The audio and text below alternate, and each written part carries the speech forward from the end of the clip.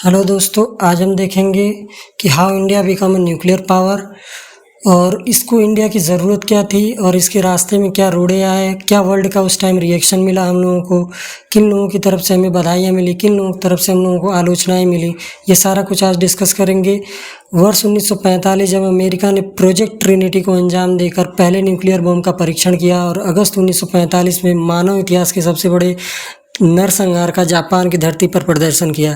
अब ये तो अलग बात है कि वो कहता है कि वर्ल्ड वॉर सेकेंड को ख़त्म करने के लिए किया, मगर ऐसा डिबेटेबल है कि क्या उसने वास्तव में वर्ल्ड वॉर सेकेंड को ख़त्म करने के लिए किया या अपनी हेजमनी को दिखाने के लिए दुनिया को वहाँ पे न्यूक्लियर बम गिराए थे लिटिल बॉय और फैट मैन के नाम से, जिसने इंडिया में एक वैज्ञानिक होमी जहांगीर भाभा को भारत की सुरक्षा और विकास के लिए अलग को पैदा किया।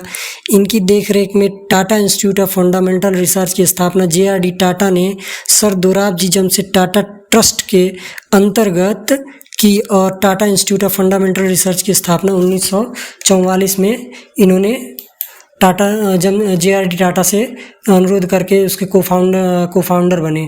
और फिर उसके बाद इनकी मृत्यु हो जाती है किसी कारणवश। फिर होमी जहांगीर भाभा की मृत्यु के बाद राजा रमन्ना की देखरेख में 75 वैज्ञानिकों और इंजीनियर्स की टीम इस काम में जुट गई।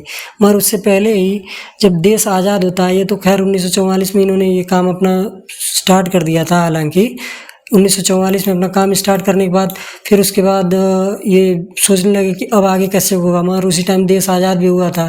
तो आज़ाद होने के बाद फिर इन्होंने उस टाइम के प्रधानमंत्री जवाहरलाल नेहरू से अनुरोध किया कि इसके लिए इसको पीसफुल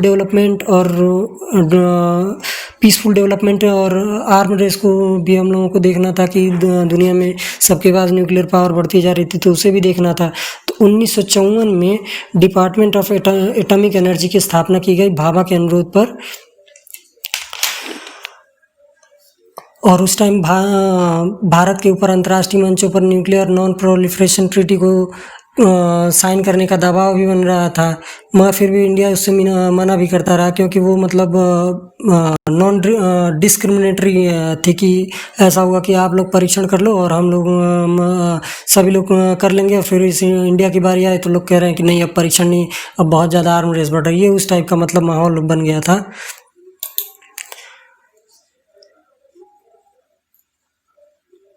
फिर उसके बाद 1954 में भारत ने कनाडा और अमेरिका से द्विपक्षीय वार्ता कर एटॉमिक एनर्जी और सीरस रिसर्च रिएक्टर पाने में सफलता प्राप्त कर ली और मुंबई के ईस्टर्न सब रीजन के ट्राम्बे नामक जगह पर न्यूक्लियर एनर्जी के पीसफुल डेवलपमेंट पर काम शुरू कर दिया।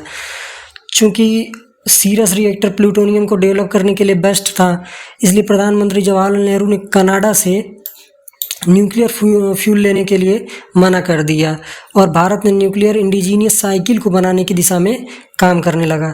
फिर 27 मार्च 1961 को ट्राम्बे में प्लूटोनियम 27 मार्च 1961 ट्राम्बे में प्लूटोनियम प्लांट को बनाया गया और इसी दौरान इंडो-सिनो वार हुई और उसमें इंडो-सिनो वॉर में 1960s के करीब में 1962 के करीब में इंडो-सिनो वॉर हुई और उसमें बहुत सारी अपनी टेरिटरी इंडिया ने चाइना के हाथ गंवा बैठा, जिससे थोड़ा हम लोगों को ये भी महसूस होने लगा कि अब हम लोगों को वास्तविक रूप से इसकी न्यूक्लियर पावर्स की बनने की ज़रूरत पड़ गई, क्योंकि उस टाइम रसिया भी इस मुद्दे पर चुप ही रहा। जब चाइना से हमारी हार हुई थी, तो उसके बाद जब रसिया भी इस मुद्दे पर चुप रहा, तो फिर उसके बाद 1967 में इंदिरा गांधी प्रधानमंत्री बनती हैं और उनकी देख रेख में भाभा एटॉमिक रिसर्च सेंटर की स्थापना की जाती है। और उसके बाद 1967 में इंदिरा गांधी प्रधानमंत्री बनी और सितंबर 1972 में भाभा परमाणु अनुसंधान केंद्र को न्यूक्लियर डिवाइस बनाने के लिए अनुमति भी दे दी। और फिर उसके बाद 18 मई 1974 को भारत ने अपना पहला परमाणु परीक्षण किया और राजा रमन्ना, PK आयंकर, राजगोपाला चिदम्बरम और अन्य वैज्ञानिक की देखरेख में काफ़ी गुप्त रूप से किया गया था। रुकिए मैं इनकी फ़ोटो आपको दिखाता हूँ। ये देखिए, ये राजा रमन्ना है। इनकी ये उस टाइम हेड थे न्यूक्लियर टेस्ट के। उस टाइम इनके इन्हीं की देखरेख में सारा कुछ हो रहा था।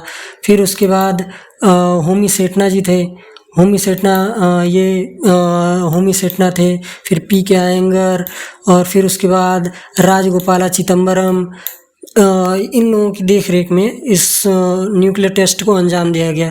इससे 1971 के युद्ध के बाद अब परमाणु संधि इससे 1971 के युद्ध के बाद अब परमाणु परीक्षण से भारत की साख वैश्विक मंचों पर भी बढ़ने लगी।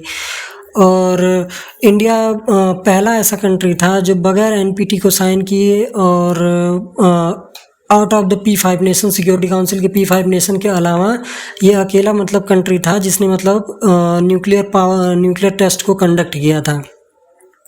तो जाहिर सी बात है कि वर्ल्ड से हम लोगों का रिएक्शन लोगों का देखने को ही मिलता कि मतलब क्या उस टाइम वर्ल्ड रिएक्शन हम लोगों को मिल रहा है। तो आइए उन सबको भी देखते हैं। तो कनाडा अलग अलग देशों ने इसकी तीखी आलोचना की, जैसे कनाडा ने 1971 के द्विपक्षीय समझौतों को वायलेट करने का आरोप लगाते हुए और न्यूक्लियर असिस्टेंस देने से आगे के लिए मना कर दिया। और अमेरिका ने इंडिया पे अमेरिका इंडिया को ऐड देता था, वो भी उसने रोक दिया और तमाम तरीके के सेंसेक्शन लगा दिए। मगर बाद में मतलब उसने कहा कि ये जो न्यूक्लियर टेस्ट था वो उसने न्यूक्लियर मटेरियल एग्रीमेंट जो हम लोग 1954 में द्विपक्षीय वार्ता में हम लोग मतलब किए थे, तो उसको मतलब उसने कहा कि ऐसा कुछ है नहीं कि मतलब वायलेट किया गया हो। और उसने वापस से फिर तारापुर रिएक्टर के लिए सप्लाई मतलब एनरिच्ड यूरेनियम शोधित यूरेनियम की सप्लाई स्टार्ट कर दी तारापुर रिएक्टर के लिए। और फिर उसके बाद पाकिस्तान ने उस टाइम 10 जून 1974 को हमारा मतलब शांति समझौता था वहाँ पर, उसको कैंसिल कर दिया। और वहाँ के जो जुल्फ़िकार अली भुट्टो थे उन्होंने इसे न्यूक्लियर ब्लैकमेलिंग करार देते हुए और जो शांति समझौते में आने से मना कर दिया। और चाइना मतलब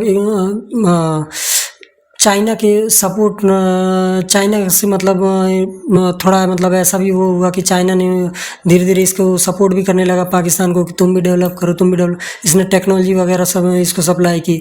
और फिर उसके बाद चाइना ने इंडिया को अक्यूज़ किया कि इसने रीजन में आर्म रेस शुरू करने का मतलब आरोप लगाया। और चीन ने भारत को क्षेत्र में न्यूक्लियर आर्म रेस को बढ़ावा देने का आरोप लगाया। फ्रांस ने भारत को बधाई देते हुए टेलीग्राम भेजा, पर बाद में वापस विड्रॉ कर लिया और चुप रहा, और मतलब इस मुद्दे पर चुप रहना ही अच्छा समझा। और इंडिया ने और भी कई कंट्री से उस टाइम सपोर्ट पाया, जैसे कि ब्रिटेन, रसिया, जर्मनी, इजराइल, इसी तरीके से। और भारत और आगे न्यूक्लियर टेक्नोलॉजी डेवलपमेंट को रोकने के लिए NSG का गठन किया गया। उस टाइम NSG का गठन किया गया और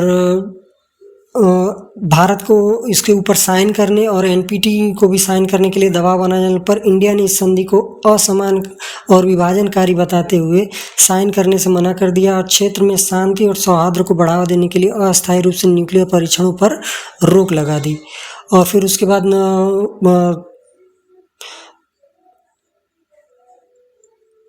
बाद इंडिया को देखते हुए Pakistan, North Korea, South Sudan, Israel, इन लोगों ने भी मतलब धीरे धीरे मना कर दिया। इजराइल के खैर अभी भी उसके पास एटम न्यूक्लियर पावर है, मगर वो मतलब ऑब्जर्वर स्टेट है UN में, इसकी वजह से इसको मतलब गिना नहीं जाता है।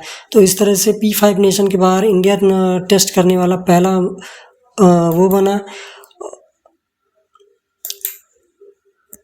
और इंडिया को ऊपर फिर तमाम तरीके के सेंक्शन, फिर हम लोगों को तमाम तरीके के दबाव बने। फिर हमने 1995 में ट्राई किया, फिर 1998 में ट्राई किया, 99 में ट्राई किया।